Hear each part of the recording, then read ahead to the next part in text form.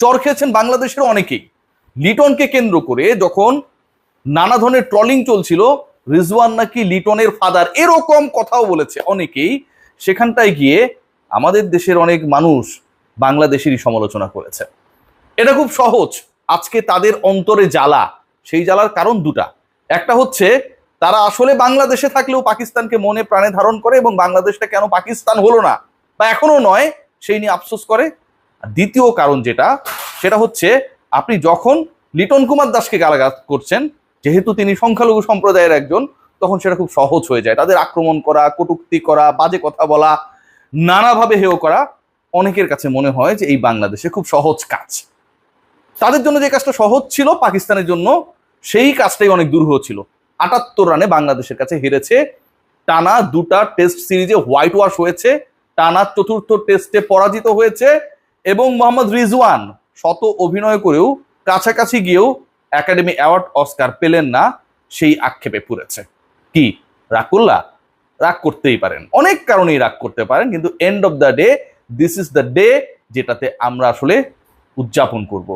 রাগী মানুষদের রাগ, ক্ষোভ, কষ্ট না পাওয়ার আর্তনাদ, পাকিস্তান হেরে গেছে সেই কষ্টের প্রলাপ শোনার আসলে এই বাংলাদেশের কারো অন্তত এই মুহূর্তে সময় নাই।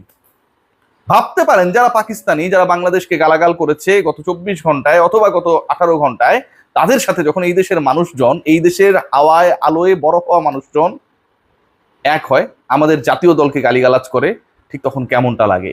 অথচ এই ক্রিকেটাররা পুরো দেশের প্রতিনিধিত্ব করেছে আজকে। হোয়াট অ্যাবাউট তাইজুল ইসলাম? মূল ক্রিকেটে যদি ফিরে যায়, আজকের সবচেয়ে বড় ক্যারেক্টার তাইজুলের এই ক্যারেক্টারকে আলোচনা করতে গেলে শুরুর দিকের আলোচনাটা করতে হয়। বাংলাদেশ দল কেন অতিরিক্ত অফ স্পিনার নিয়ে খেলছে না, কত আলোচনা আমরা শুনেছি না? আরো একজন অফ স্পিনার দরকার ছিল, প্রয়োজনে আমরা তাইজুলকে বসিয়ে রাখতাম। Taijul is not effective. প্রথম টেস্টে তাইজুল খুব বেশি ইফেক্টিভ হন নাই, সত্য। প্রতিদিন আপনার সানডে না, প্রতিদিন আপনি 5 উইকেট পাবেন না, প্রতিদিন ম্যাচ জেতাবেন না। আর যেদিন ম্যাচ জেতানোর জন্য মিরাজ রয়েছেন, নাহিদ রানা রয়েছেন, তাসকিন রয়েছেন, সবাই যদি একসাথে ম্যাচ জেতাতে চান, একটা ম্যাচ আসলে কতজন জেতাতে পারেন সেটাও কিন্তু একটা কাউন্টেবল ইস্যু। তাইজুল ইসলাম দলে কেন, সেই আলোচনাটা হয়েছিল।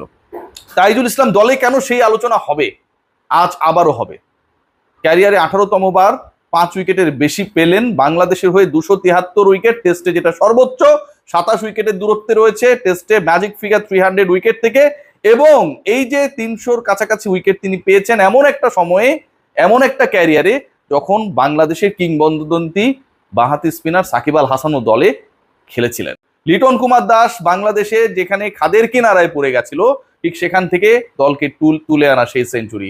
তাইজুল ইসলামের বল হাতে পারফরম্যান্স, লিটন মুশফিকের সাথে 2 ইনিংসে টানা দুটা অসাধারণ অনবদ্য পার্টনারশিপ, যে পার্টনারশিপ গুলো না হলে আজকে হয়তো ম্যাচের ফলটা ভিন্ন রকম হতেও পারত। যে ধরনের স্লেজিং হয়েছে, এক পাকিস্তানি বলেছেন যে বাংলাদেশ এমন একটা দল যারা বিশ্বকাপে খেলে নাই, তাদের স্লেজিং মানায় না। আমার প্রিয় আমিনুল ইসলাম বুলবুল, আসসালামু আলাইকুম, শুনছেন?